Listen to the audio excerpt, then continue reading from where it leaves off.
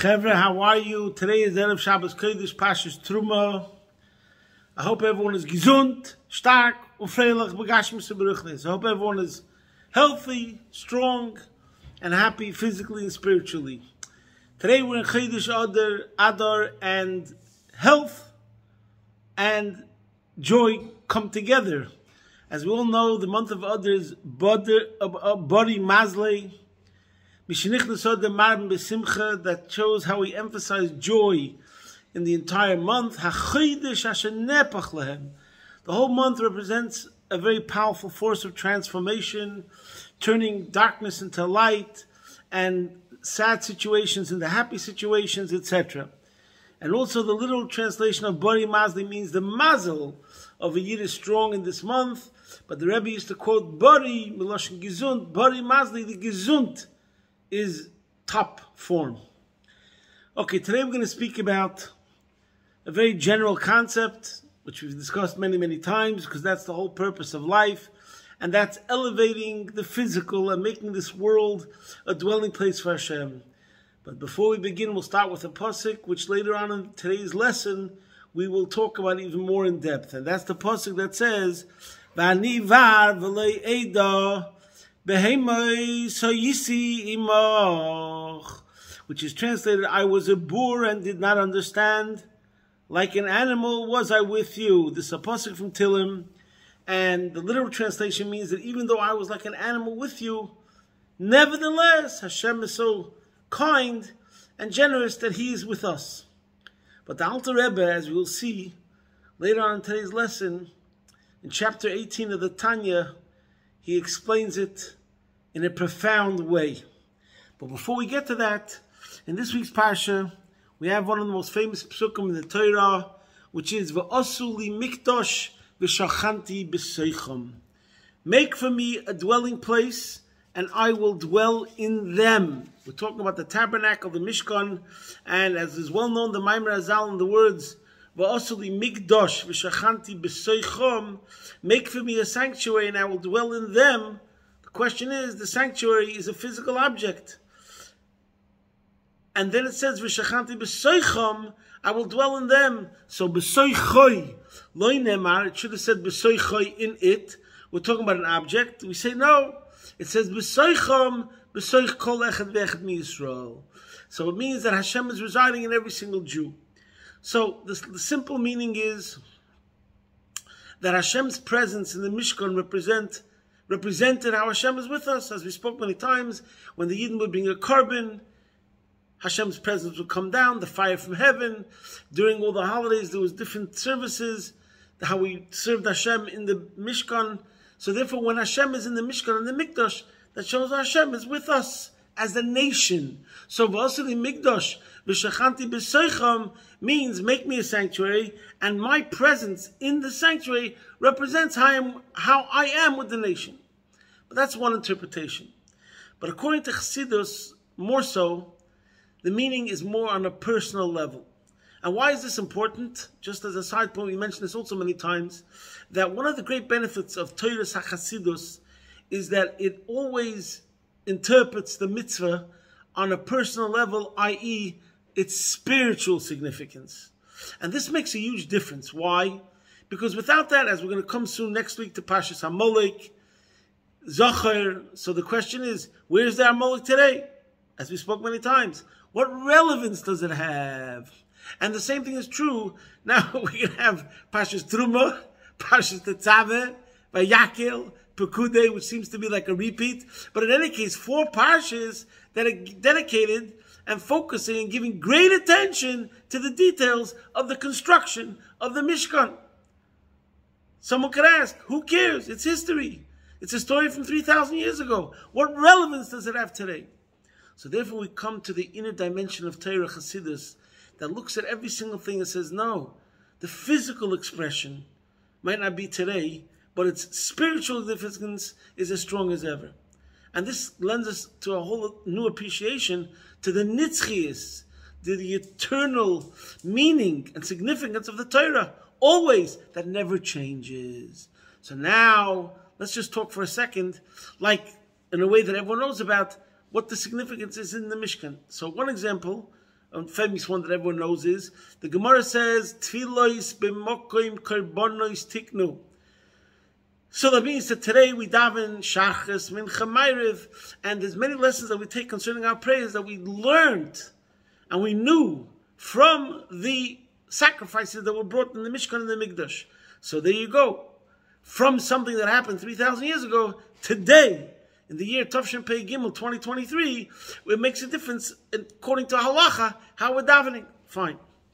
So that's just one example. But now let's make it even more personal in a way, and that is like, again, this is not my focus today, but just generally speaking, we're skimming over a couple of subjects general. So for example, we had the Kochik Kochim. The Kochik Kochim is the holiest of holies. No one was allowed to enter there. So in some places in Chassidus it discusses your mind is compared to the Holy of Holies. Lo yaver zor b'seicham. Don't let any alien thoughts enter your mind. Keep it holy. That's one example. So we're comparing the Kochik Kochim to your mind. Guess what? Then we have Mizbeach, the altar. What did we do on the altar? We brought animals. What's the animal? The animal in you. As Chassidus says, Nefesh HaBa'amis. So that's in the altar, in your heart. That's where you have to sacrifice, elevate, sublimate your animal soul towards Hashem. So again, we have the idea of an altar in our personal life, in our heart, and much of Chassidus is going to discuss similarities and look at the details of the avodah, the service that's in the Mishkan and the Mishkan and Mikdash, and see how that translates itself in our personal development and spiritual growth and advancement. So therefore the relevance is extremely important. Okay, now, today we will focus on one aspect, and that is where the pasuk says that we should make atzei shittim, which means not only are the avodas of the Mishkan and Mikdash something that has a message for us today, but also in the construction. And so there's a Mizbeach, like we said, there's a Kochik Kochim, by the way, there's a Kiyar, a wash basin, there's a Shulchan. Every single thing, the menorah, every single one of the objects represents something in our inner service to Hashem. Now, so too in the construction. There was the walls, the karoshim, there was the adonim, the sockets, the roof, etc., etc. So today we're going to focus on atzei shittim, where the pasuk says that we have to make those, the walls were made from atzei shittim. We're going to get to the Rashi Mitzvah Shem later. So here, again, we'll see how Chassidus, unbelievably so, sheds life and gives us a whole new dimension, a life and a light. So go over to a regular person, not too knowledgeable in Torah, and you ask him, so why was the Mishkan made from atzei shittim, which is translated as shittim wood, cedar, or arkia, I forgot how you pronounce it. Anyways, so they're going to say, you know what? It's like, for example, if a person is building a house or making renovations, and every single detail is worked out by the architect, and we discuss, okay, making walls. What sort of walls? I don't know. I'm just a layman. Okay, talk to the professional. He's going to show you a piece of paper. He's going to give you 10 options, this wood, that wood, the other wood, and he'll explain you, this wood is this wood is that, the other wood is the other thing. And then he might tell you, so what are you doing? A table, a bookcase, a wall? Okay, and they'll explain you the advantages of each sort of wood and how expensive it is, and you'll come to a conclusion what sort of wood you want to use. So, we're going to learn this pasuk. We should make the walls of the Mishkan from atzei shittim. Why atzei shittim? The Eibishter is the best manager and architect. So if he says you should use atzei shittim, so he knows what's best. He's the expert, he's the professional, and the Bnei Yisrael are the laymen. And the Eibishter tells us what we should use. Thank you. Now comes along Chassidus, based on the Gemara Madrasha Razal, as we'll soon see, but taking it a lot further. The word atzei shittim, and this is also, by the way, very famous and well known to Chabad Chassidim from the Hemshech Basi Lagani, which we learn every year, which the Frierdiker Ben the Maimer talks about this concept. Atzei shittim comes from the word shita. What does that mean? And this is the inner significance and the meaning behind the whole idea, and how general the message is and comprehensive to our whole service of Hashem and Yiddishkeit. What is the word Atzei Shittim? Shittim means Shita, which is coming from the word Hatoya, which means an inclination, a deviation. And the Gemara says, and we learn this out from the pasuk which says Kisista Ishtay. It's talking about the suspected adulteress, the Saita. And the Gemara says, the pasuk says Kisista Ishtay, and Rashi brings down Shetot Midar Chatznius. She did something which was, she was found in an uncompromising position. It doesn't mean necessarily she did something terrible. Now's not the place to get into the details, but she did something that was not 100% according to the Torah.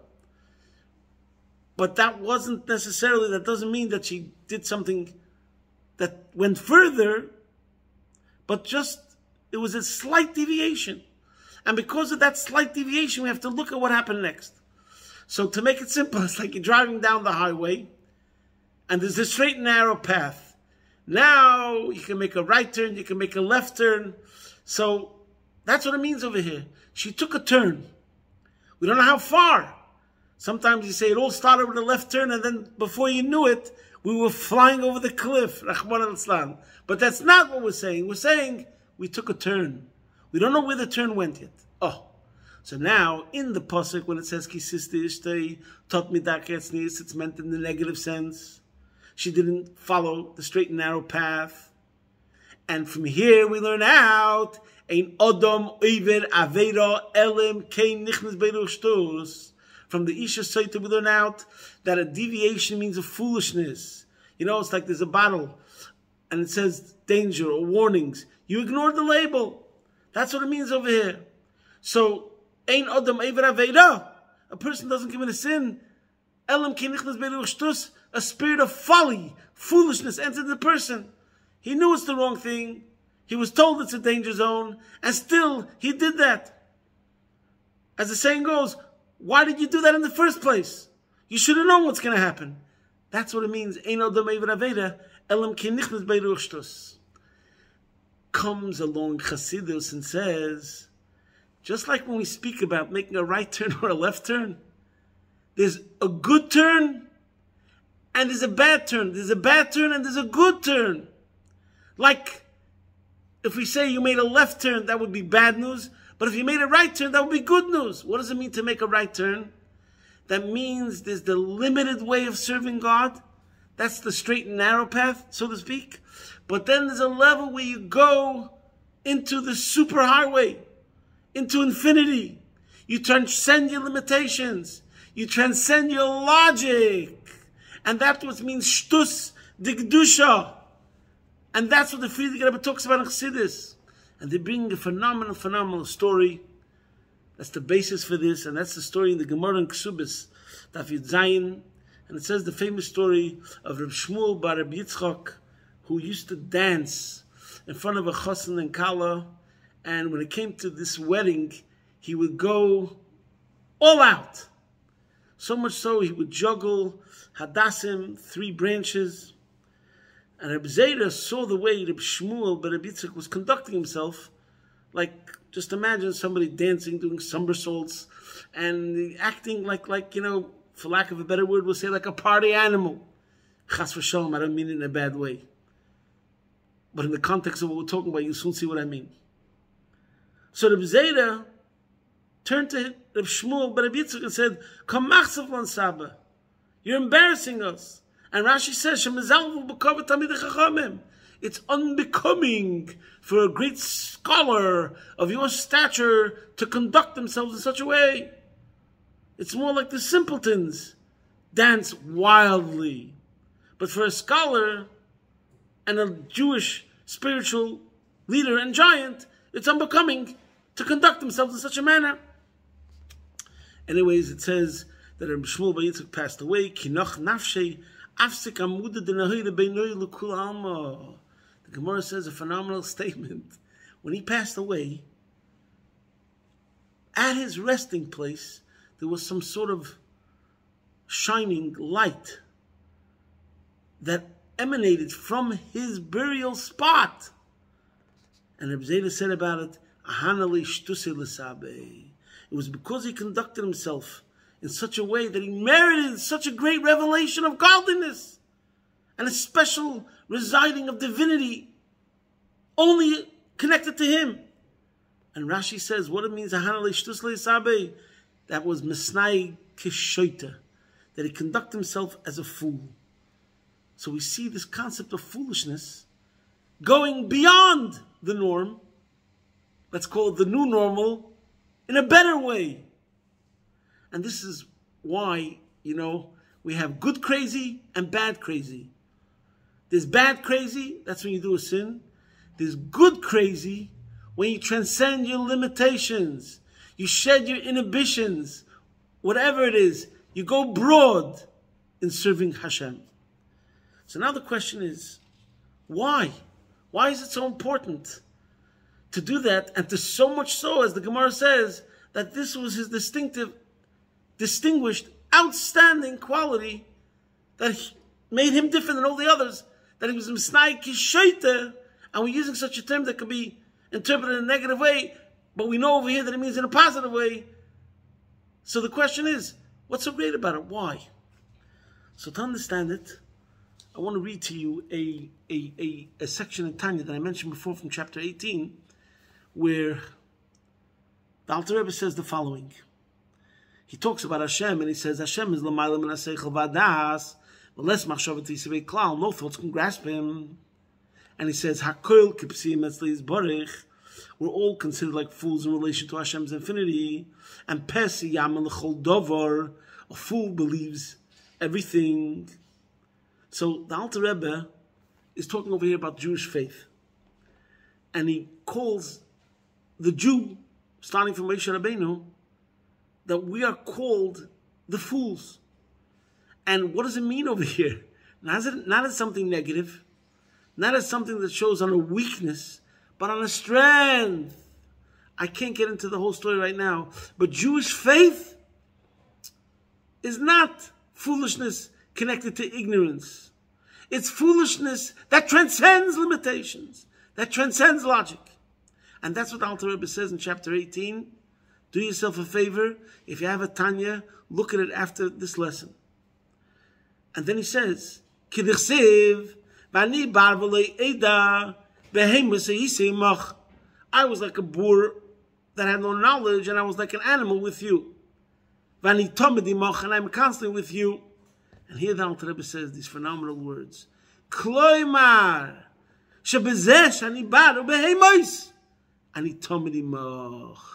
It's not despite the fact, like I interpreted in the beginning of today's lesson, despite the fact that I was like an animal, Hashem was with me, because He's so kind, etc. No, it's not despite, it's because. Behemus yisimach, v'ani tamedimach, because I was like behemus yisimach, therefore v'ani tamedimach. When a Jew transcends his limitations, and in that sense he acts like an animal, because in a certain sense, we are all like fools in relation to infinity. Less machshavat tisabei. We cannot grasp with our intellect, because our intellect is too poor to be able to grasp infinity. We are limited, so therefore our intellect is limited. But through the power of faith, which means we get in touch with our divinity and our godly spark, our nefesh alikis, which is in us. When you go directly and tap into that nefesh alikis, that means that you act like a fool. You bypassed your limitations of logic, and you switch straight into godliness, which God is not a being which is limited by intellect. Okay, so now we see the Alter Rebbe's words clearly, and now back to our subject over here. So therefore now we understand why we have to act like shtus. Because kol shtus t'kedusha, the good shtus. Because as long as we're acting just according to our intellect, so then that means that I'm just serving God according to my profile, according to my convenience, according to what works for me.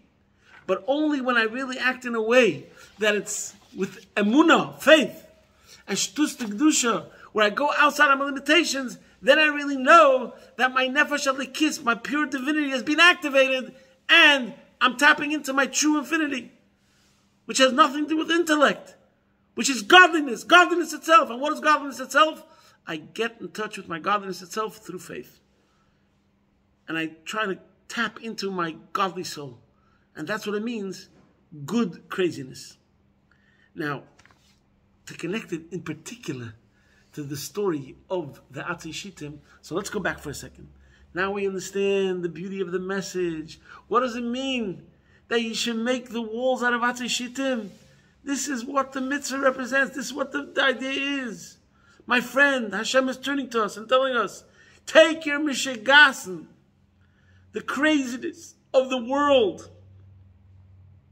and transform the craziness of the world and make it into craziness for Hashem. That's what it means. Now we understand the profundity of what does it mean. Why did we choose Atzei Shittim, that cedar wood? Not because it makes the best walls, etc., which I'm sure that's also true. But what's the real point? The point is, because this is the message about our whole, making this world a dwelling place for Hashem, to channel everything and transform everything. Transform craziness, negative craziness, into positive craziness in a good way. And don't serve God according to your constraints and your small box and your limitations, but go way beyond it. Now, this Rashi, I'm going to read you on the words Atzei Shittim, is totally in sync and it's beautiful. V'atzei Shittim, and Rashi says on this, how did they get wood in the wilderness, like the desert? Pirush Rebbe Tanchuma, Yaakov Avinu Tzofa Baruch HaKodesh, Sesin Yisrael, Livneis Mishkan B'midbar, V'hevi Arozim L'Mitzrayim V'notom, V'tzivu L'bonav Litlo Mimoim Kishiyotzim Mitzrayim. Yaakov Avinu, when he went down to Egypt, he told them to take with them Atzei Shittim Arozim from Israel. They took the Atzei Shittim, and he told them to take those trees to Egypt when he had to go down to Egypt and plant them there. And then he told the sons that when they leave Egypt, they should take it with them. Think about this Rashi. It's so inspiring. It's so full of hope. Yaakov Avinu saw that one day, there's going to be a Mishkan. So how did the Jews, this is just a general question, how did the Jews keep faith when they were in concentration camp Pisam and Ramses, and they were in slavery, and it was horrific conditions, and Jewish children were being slaughtered? How did they keep the faith? How did they keep hope? And the answer is, one answer is they had a message of pocket pakadati. They were told one day a Redeemer will come along, that was Moshe Rabbeinu. But they also had a demonstrative object. That was an object of redemption. What was that? Trees. Physical evidence, a physical demonstration of a promise, of a message of Yaakov Avinu that told them, remember, my sons, my children, there's going to come a time where these trees are going to be used to construct a Mishkan. So this is also connected to faith. The whole idea of living, we're going to call it a dream for a lack of a better word, chas v'shalom, but I don't mean it as a dream. But I'm saying living with a promise and a guarantee and a faith in a Yaakov Avinu that tells his descendants that one day we're going to leave this exile. You're going to be in exile, and we're going to leave this exile and take these trees with you, because these trees will represent the construction of the Mishkan. So we see that the whole genesis, the origin of these trees is connected with the concept of faith. And this is the connection, my friends, to Chodesh Adar. What's the main Avodah in Chodesh Adar? The Avodah of Simcha. As is well known, the Maimon Azal concerning Simcha. Simcha Peretz Geder. Joy breaks boundaries. It's discussed in many places in Chassidus. And now's not the time to give all the different examples, but basically it means that when a person's in a good place and he's in a state of great joy, then he's able to go out of his limitations. And we see that clearly, like in general, when you're speaking, you say, the person's in a good place, he's in a bad place. When the person's in a good place and he's in a state of joy, it's all systems go, go, go, go, go. But it doesn't only mean all systems go, that he's operating at maximum proficiency. It's more than that. he's operating on infinite proficiency. He's able to tap in and not only bring out a usual level of his faculties at the optimal level, but even beyond that, more than the optimal level, because every single person has levels of koiches that are bligvul, because we have a neshama, and the neshama is spiritual, and spiritual, anything which is spiritual, transcends the limits of the physical. So when a person serves the Eibishter, b'simcha, then he's able to transcend his limitations. Just to give you a simple example that Chassidus talks about, is like when a person had a neighbor or a person that they were in a machlokes, and the example which is given is when it comes to the simchas b'nai yichidai, if it's your only son's wedding and you're in a state of ultimate joy, then even someone who you usually find annoying and you're in a dispute and you're not even talking to that person, Chassidus says, if it came to the point of your simcha and your highest level of simcha, not only would you tolerate someone that usually caused you great distress and pain, but you'd actually embrace that person warmly, and you'd be able to make up and become very good friends. Because simcha peiretz geder, when a person is in a state of joy, he's able to transcend all his limitations. So the lesson today is a tremendous lesson in Avodas Hashem. We learned the significance of the Mishkan. We learned the significance of Atzishitim. We learned about how important it is, the simcha of Simchas Adar, Simcha Peiretz Geder. So now, in Yiddish, when we say, es gut mishuga, usually that meant in a negative way. He's not only crazy, he's like really crazy. But now we see the true interpretation. Gut mishuga meant good crazy in a good way. And if I remember correctly, there's a story they say about the Rebbe, that the Rebbe told somebody once by dollars, Ich bin mishuga auf Mashiach. I'm crazy for Mashiach. Which means that the Rebbe is obsessed with it in a good way, the way he's supposed to be. And the same thing is, we should be able to say about all of us. Ich bin mishuga auf Chesed, ich bin mishuga auf Tzedakah, ich bin mishuga auf Gemara, ich bin mishuga auf Chassidus. I'm crazy about davening. I'm crazy about charity. I'm crazy about kindness. I'm crazy about other people. I like to be involved with other people. So the Rebbe shall help that we should all be good mishuga in all positive ways. And through our avodah of going out of our limitations, we should break all the limitations of Golus. And this should bring us to the Gula Mitzvah Shlema, Terike from Yad Mamish, posting from my home, Be'ez Hashem Yisborech, your man in Melbourne.